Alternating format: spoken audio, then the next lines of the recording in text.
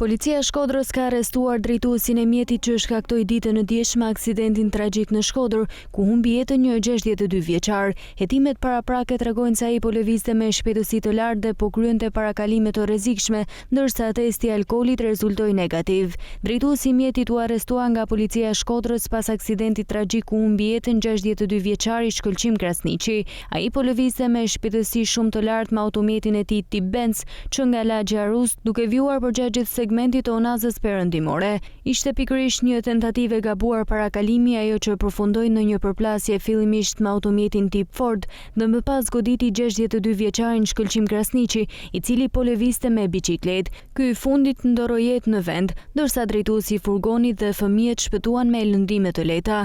Pas arrestimit raportohet se shtetasi që shkaktoi aksidentin nuk ka dhënë dëshmi para grupit hetimor për shkak të gjendjes së rënduar psikologjike. Testi i alkoolit ka rezultuar negativ, ndërsa pritet që ai të nënshtrohet edhe analizave toksikologjike për të verifikuar nëse ka qenë nën efektin e lëndëve narkotike.